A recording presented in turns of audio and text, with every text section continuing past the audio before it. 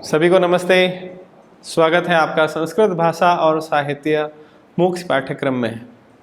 मैं डॉक्टर प्रवेश व्यास, सहायकाचार्य वास्तुशास्त्र विभाग, श्री लाल बहादुर शास्त्री राष्ट्रीय संस्कृत विश्वविद्यालय, नई दिल्ली से। आज इस पाठ्यांश में हम अध्ययन करेंगे संस्कृत साहित्य में सामाजिक विज्ञान से संबंधित विषयों का।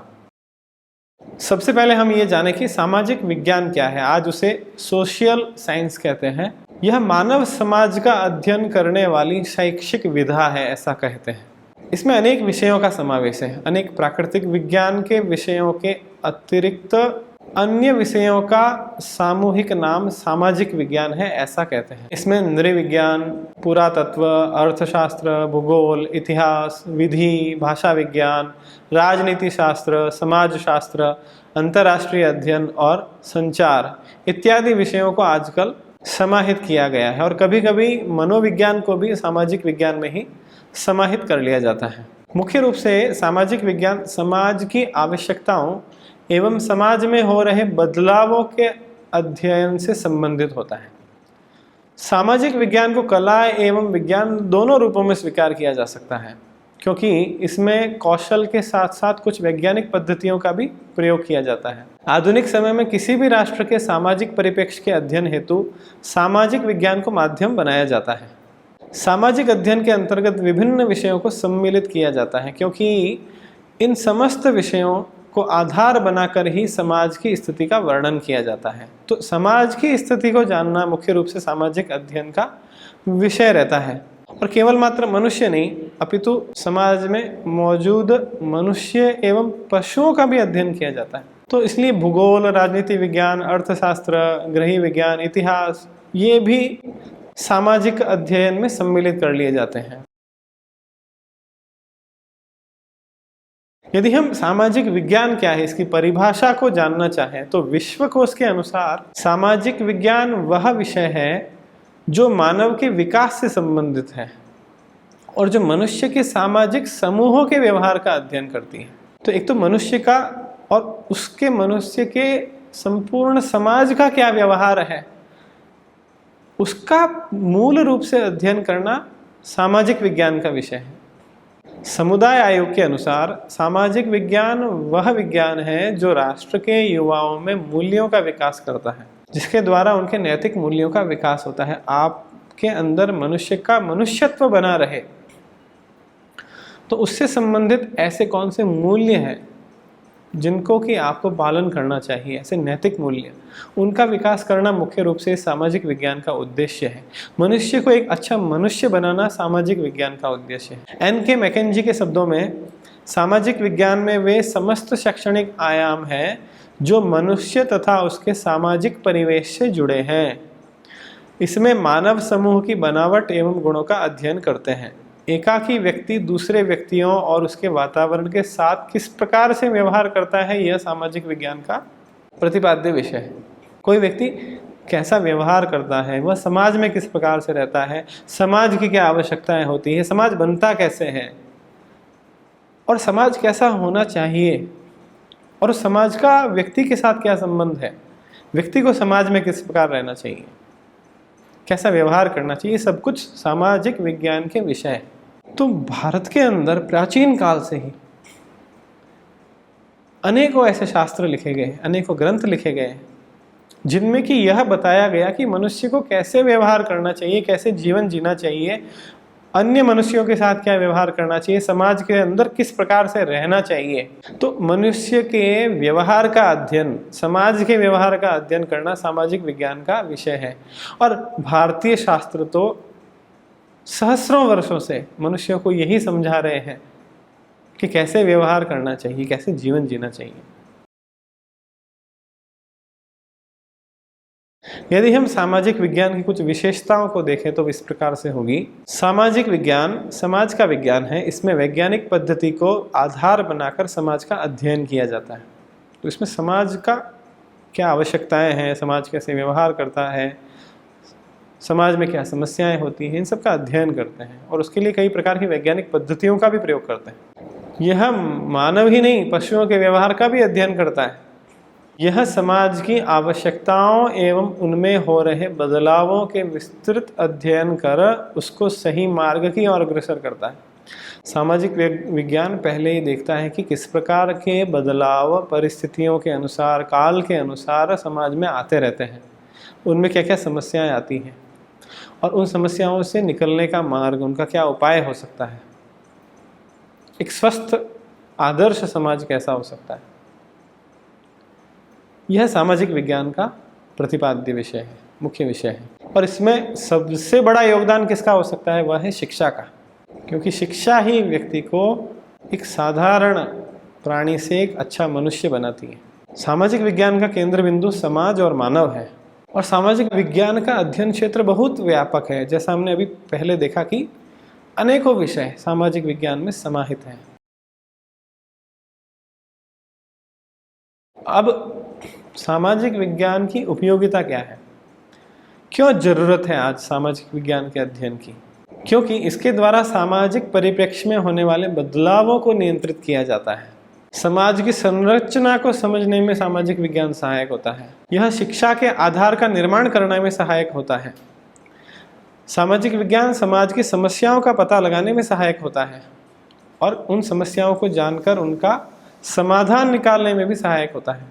पूर्व के समय को वर्तमान के समय से जोड़ना, भूतकाल की गलतियों को समझना और भविष्य में उन गलतियों को ना दोहराना, इस प्रकार के कार्यों को करने में भी सामाजिक विज्ञान सहायक होता है।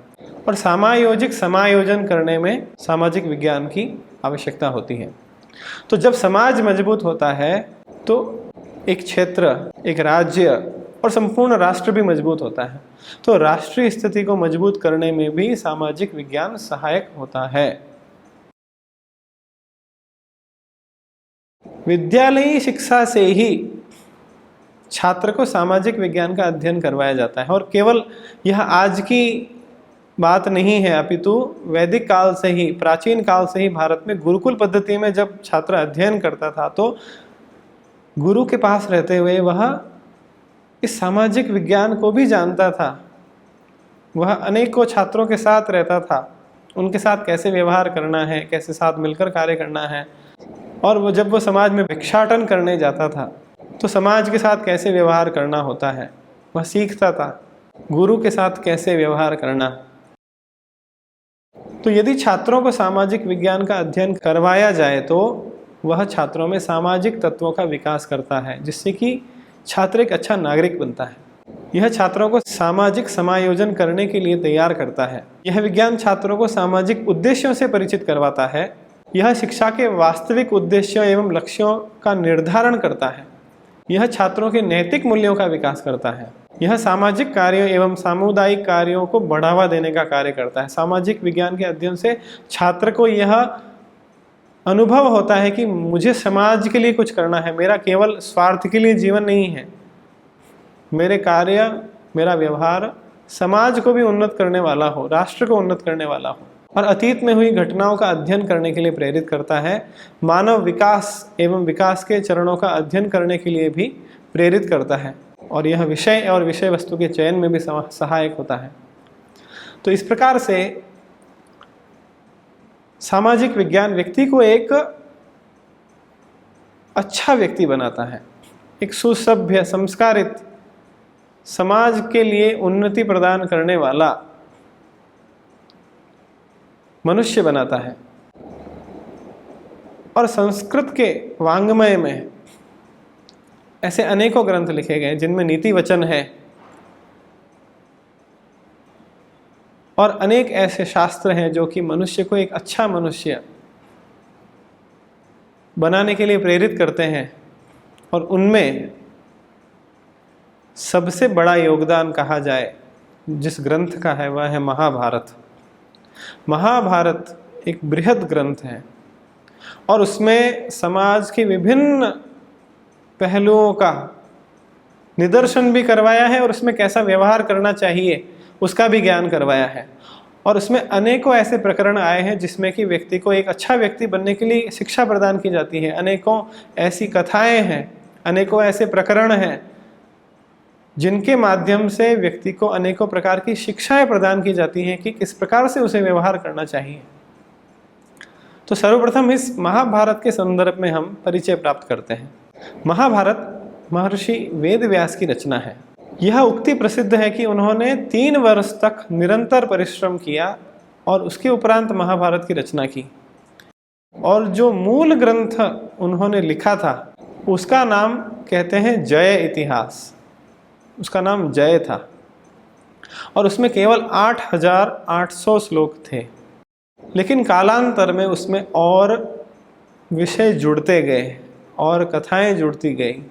जब उसकी व्याख्या होने लगी, व्याख्याकारों ने उसमें और श्लोकों को जोड़ दिया और भारत नाम से यह ग्रंथ 24,000 श्लोकों का हो गया, जिसे चतुर्विंशति साहस्री संहिता यह भी कहा गया। कालांतर में आगे चलकर भारत संहिता में और अधिक उपाख्यानों का समावेश हो गया। यह चतुर्विंशति सहस्री संहिता और बड़ी हो गई और यह शतसाहस्री संहिता बन गई। 1,00,000 श्लोकों वाला महाभारत बन गया। यह एक पवित्र अर्थशास्त्र भी कहा जा सकता है, धर्मशास्त्र भी कहा जा सकता है और मोक्ष शास्त्र भी कहा जा सकता है। कहते हैं कि सभी विषयों का इसमें समावेश हो गया।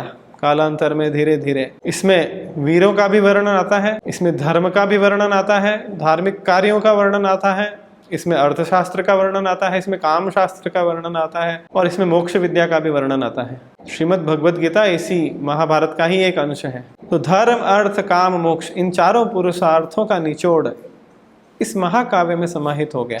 इस ग्रंथ में महर्षि व्यास ने वेद और लोक निर्माण की सामग्री का अपूर्व समन्वय प्रस्तुत किया है। इसमें ज्ञान भी है और लौकिक कथाएं भी है, इसमें रोचकता भी है, इसमें आध्यात्म भी है। महाभारत की दृष्टि में मनुष्य ही ज्ञान और विज्ञान का मध्य बिंदु है। महाभारत के शांति पर्व में कहा है, न मानुषात् श्रेष्ठतरम है किंचित। मैं तुम्हें यह रहस्य बतलाता हूँ कि इस लोक में मनुष्य से बढ़कर श्रेष्ठ और कुछ नहीं है। यह इस पंक्ति का आशय है। यह मनुष्य जन्म इतना श्रेष्ठ है कि इसी जन्म में व्यक्ति को मोक्ष प्राप्त हो सकता है। देवताओं को भी मोक्ष प्राप्ति करने के लिए मनुष्य का ही जन्म लेना होता है। यह लोक कर्म भूमि है, ऐसा वन पर्व में कहा है। और मनुष्य का लक्षण कर्म है, जैसा कर्म वैसा लाभ, यही शास्त्रों का निचोड़ है, शांति पर्व में कहा है। और भगवद गीता स्वयं कहती है, कर्मण्येवाधिकारस्ते। व्यक्ति को अपने कर्म में प्रवृत्त रहना चाहिए, शुद्ध प्रवृत्ति से निरंतर अपने कर्म को करते रहना चाहिए। जो स्वयं अपनी आंख से लोक का दर्शन करता है उसी को मैं सर्वदर्शी मानता हूँ, ऐसा उद्योग पर्व में कहा है। वेद का रहस्य सत्य है, सत्य का रहस्य आत्मसंयम है, आत्मसंयम से ही मोक्ष प्राप्त होता है और यही समस्त उपदेशों का सार है, ऐसा शांति पर्व में महाभारत में वर्णित है कि मनुष्य यदि आत्मा का संयम कर ले, मनस का संयम कर ले, तो वह यम, नियम, आसन, प्राणायाम, धारणा, ध्यान का साधन कर पाएगा, तभी उसे मोक्ष की प्राप्ति हो जाएगी।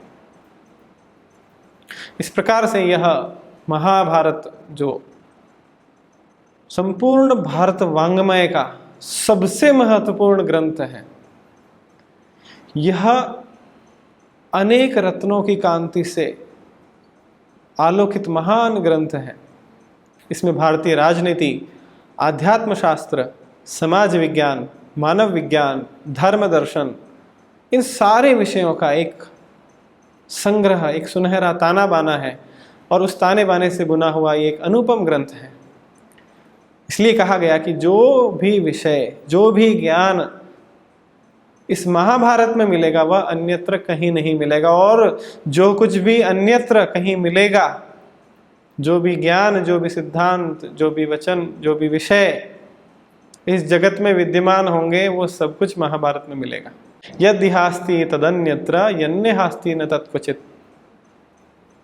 जो इसमें वर्णित है वही इस जगत में वर्णित है, जो इसमें वर्णित नहीं है वह कहीं नहीं है। और आज जो महाभारत का वर्तमान स्वरूप हमारे पास उपलब्ध होता है उसमें 18 पर्व है और इन पर्वों में कुल मिलाकर 1948 अध्याय हैं और उन अध्यायों में कुल मिलाकर 83,146 श्लोक हैं। और इस महाभारत के भी अनेक संस्करण प्राप्त होते हैं अलग अलग। यह जो अभी मैंने बताया यह पुणे से संपादित संशोधित संस्करण के अनुसार है। यदि महाभारत का दक्षिण भारतीय संस्करण हम देखें तो उस दक्षिण भारतीय संस्करण में 1959 अध्याय हैं और उनमें श्लोकों की कुल संख्या 95,585 हो जाती है। और यदि इनमें जो इतर कुछ अवशिष्ट परिशिष्ट श्लोकों को समाविष्ट कर लिया जाए तो यह संख्या 1 लाख से भी ज़्यादा अधिक हो जाती है। इस विशालकाय ग्रंथ के रचनाकार महर्षि कृष्णद्वैपायन व्यास, जिन्हें महर्षि वेद व्यास भी कहते हैं, उन्हें कृष्णद्वैपायन क्यों कहा जाता है? क्योंकि सांवला रंग होने के कारण उन्हें कृष्ण नाम से संबोधित किया और यमुना की 2 धाराओं के बीच में उनका जन्म हुआ, इसलिए उन्हें द्वैपायन कहा जाता है। वेद की ऋचाओं, गायन योग्य मंत्रों और गद्य भाग को क्रमशः ऋग्वेद, सामवेद और यजुर्वेद के रूप में पृथक पृथक संकलित करने के कारण मुनि कृष्णद्वैपायन महर्षि वेद व्यास के रूप में प्रसिद्ध हुए। वेदों के मंत्रों की रचना किसी एक ऋषि ने नहीं की।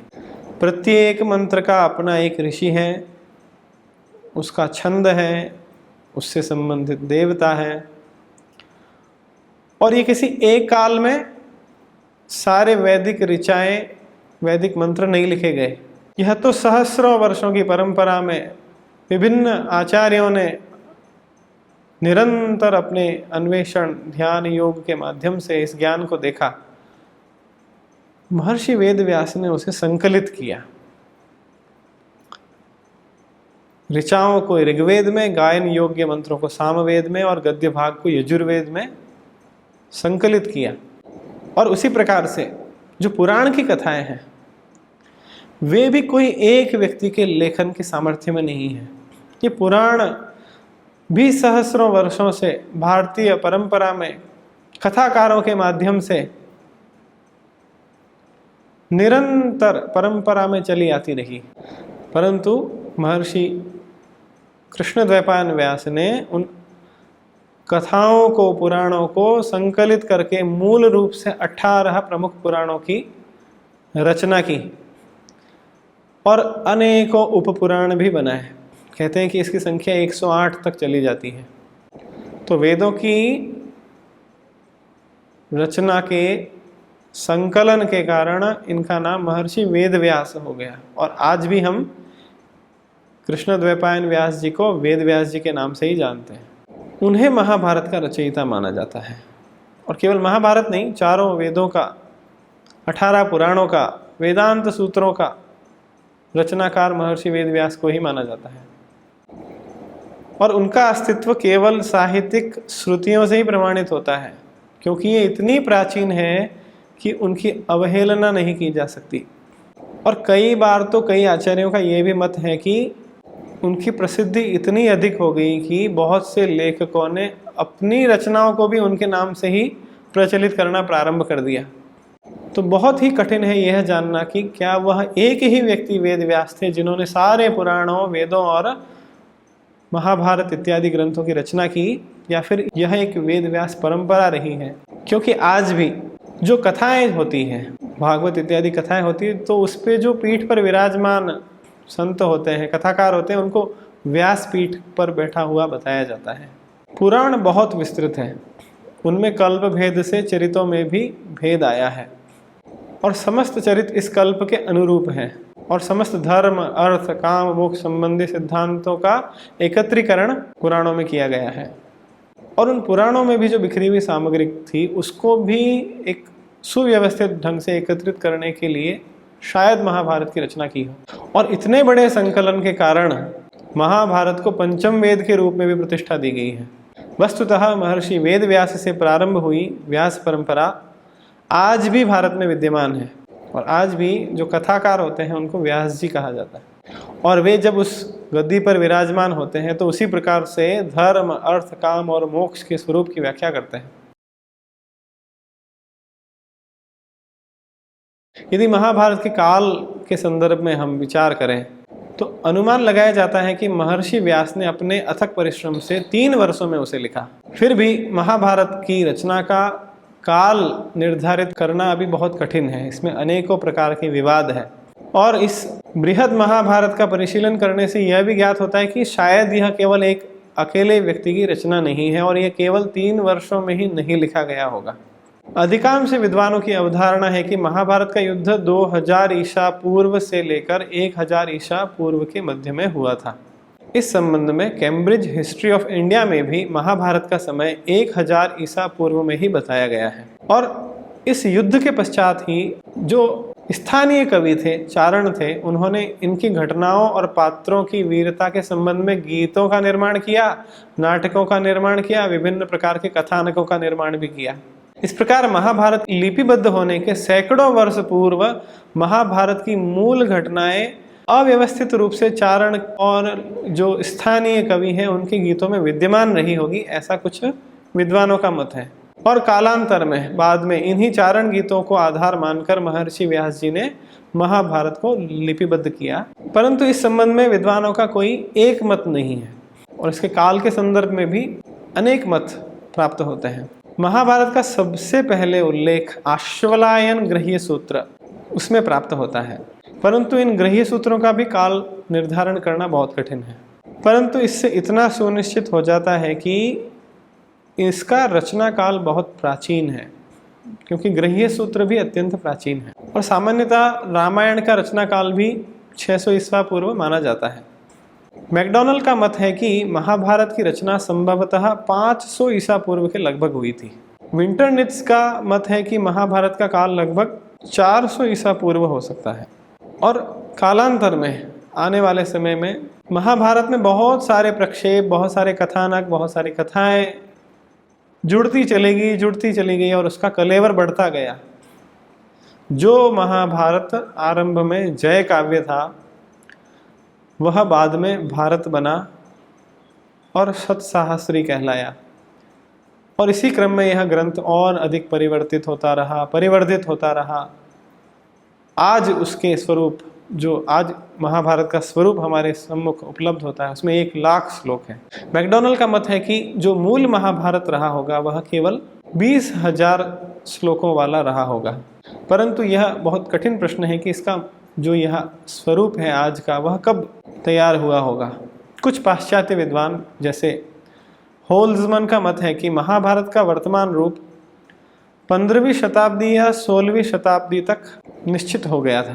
परंतु जो उपलब्ध साक्ष्य है उनको देखा जाए तो उनका यह मत भी असंगत प्रतीत होता है। लगभग ईस्वी सन 700 में कुमारिल ने महाभारत का एक स्मृति के रूप में उल्लेख किया है। कवि बाण ने इसे एक उत्तम काव्य के रूप में स्वीकार किया है और पाणिनि ने क्रमशः भारत और महाभारत का अपने ग्रंथ में उल्लेख किया है, नाम बताया है उन्होंने। कंबोडिया में लगभग 600 ईस्वी का एक अभिलेख प्राप्त होता है जो महाभारत को धार्मिक ग्रंथ मानता है और उस महाकाव्य में बौद्ध धर्म विषयक उल्लेख भी पाए जाते हैं। 6ठी और 5वीं शताब्दियों के अनेक ऐसे अभिलेख प्राप्त होते हैं जिनमें महाभारत का उल्लेख है। तो इस प्रकार के विविध साक्ष्यों के आधार पर R.G. भंडारकर का मानना है कि महाभारत प्रसिद्ध ग्रंथों के रूप में उस समय में प्रतिष्ठित हो चुका था, लगभग 600 ईस्वी या 5वीं शताब्दी के समय में। जो आज का वर्तमान स्वरूप हमारे सामने महाभारत का है उसमें शक, यवन, आभीर, यवल, किरात, शबर, पहलप, तुषार इत्यादि जो विदेशी जातियां हैं उनका वर्णन मिलता है। उसमें भगवान विष्णु शिव की उपासना का भी विवरण मिलता है। इसमें स्तूपों का भी विवरण मिलता है। तो उपर्युक्त तथ्यों को आधार बनाकर मैकडॉनल्ड का मत है कि वर्तमान महाभारत का जो स्वरूप है वह लगभग 300 ईसा पूर्व और 100 ईसा पूर्व के मध्य में हो गया होगा। तो ईसा पूर्व 100 वर्ष 300 वर्ष पूर्व से इसका यह स्वरूप बड़ा होना प्रारंभ हो गया था। राधा कुमुद मुखर्जी का विचार है कि महाभारत पातंजलि के महाभाष्य ईसा पूर्व 2री शताब्दी तक पूर्ण हो चुका था। तो इस प्रकार से इन सभी मंतव्यों का हम निष्कर्ष देखें तो इससे यह कहा जा सकता है कि महाभारत का जो वर्तमान रूप है वह 6ठी शताब्दी ईसा पूर्व के लगभग की रचना मानी जा सकती है। आपके इस पाठ्यक्रम में महाभारत से संबंधित एक अंश का परिचय प्रदान किया गया है जो कि सामाजिक विज्ञान से संबंधित है और एक अत्यंत उत्कृष्ट प्रसंग है, जिसका कि अध्ययन हम अगले पाठ्यांश में करेंगे, परंतु संक्षेप में यहाँ निदर्शन करवाया जाता है। यह पाठ होगा यक्ष युधिष्ठिर संवाद। महाभारत के वन पर्व में यह एक घटना आती है कि द्वैत वन के अंदर जब पांडव विचरण कर रहे थे, तभी एक ब्राह्मण घबराया हुआ युधिष्ठिर के पास आया और बोला कि राजन, मेरी रक्षा करो, मेरी सहायता करो। मैंने अपने सारे सामान के साथ, और एक यंत्र होता है अरणि यंत्र, उस अरणि मंथन से अग्नि को जलाया जाता है, तो वह अरणि भी मैंने अपने उस पोटली में रखी थी, मेरे बर्तन उसमें रखे थे। लेकिन अचानक एक हिरण आया और वह पोटली उठाकर भाग गया। अब राजन, मैं अग्नि कैसे जलाऊंगा, बर्तन नहीं है, भोजन कैसे बनाऊंगा, मैं अग्निहोत्र यज्ञ कैसे करूंगा, मेरी रक्षा करो। पांडव उस हिरण को ढूंढने के लिए निकले। बहुत प्रयास किया, बहुत घूमे, गर्मी का समय था, बहुत अधिक थक गए और प्यास से व्याकुल हुए, ठंडी छाया में जाकर बैठे। तो उनमें छोटा भाई नकुल उसे पानी लाने के लिए कहा। समीप में एक सरोवर था, वहां पर नकुल पानी लेने गया। जो ही उसने वहां का पानी पीना चाहा, वहां से आवाज आई, खबरदार, इस सरोवर पर मेरा अधिकार है, मेरे प्रश्नों का उत्तर दो, तभी तुम इसका पानी पी सकोगे। नकुल ने उस पर ध्यान नहीं दिया, उसने बहुत अधिक प्यासा था, उस जल को पी लिया और पीते ही वह वहीं पर गिर पड़ा। इसी प्रकार सहदेव गया, उसने भी पानी पिया, वह भी गिर पड़ा। अर्जुन भी और भीम भी, उन सभी का यही हाल हुआ। फिर अंत में युधिष्ठिर पहुंचे। उन्होंने अपने भाइयों को वहां पर पड़ा देखा, विलाप किया, और उन्होंने भी जब पानी पीना चाहा तो फिर से वही आवाज आई। यद्यपि युधिष्ठिर बहुत प्यासे थे, परंतु उन्होंने यक्ष को कहा कि ठीक है, मैं आपके सारे प्रश्नों का उत्तर दूंगा। और वहां पर यक्ष अनेकों प्रश्न पूछता है जो कि सामाजिक दृष्टि से अत्यंत उपयोगी है। उन प्रश्नों में दी जाने वाली शिक्षा अत्यंत उपयोगी है, और उससे भी ज्यादा सुंदर युधिष्ठिर के वे उत्तर हैं, जिनसे कि साधारण मनुष्य अनेक प्रकार की शिक्षाओं को प्राप्त करता है। तो युधिष्ठिर से यक्ष ने 34 बार प्रश्न किए और युधिष्ठिर ने 124 बार उनका उत्तर दिया। यक्ष ने 27 बार एक एक श्लोक में 4-4 प्रश्न किए, और इस प्रकार से उसने 108 प्रश्न 27 बार पूछे हैं, और एक श्लोक में 5 प्रश्न और 4-4 बार एक एक प्रश्न एवं एक बार में 2 प्रश्न उसने पूछे हैं। तो आगामी पाठ्यांश में हम कौन से वे प्रश्न पूछे गए और किस प्रकार से युधिष्ठिर ने उनका उत्तर दिया, क्या वे सारे उत्तर दे पाए, क्या वे जल पी पाए, क्या फिर से सारे पांडव जीवित हुए, इस संदर्भ में हम अगले पाठ्यांश में अध्ययन करेंगे। आशा है कि इस पाठ्यांश से आपको निश्चित रूप से ज्ञान लाभ हुआ होगा। सभी को नमस्कार, धन्यवाद।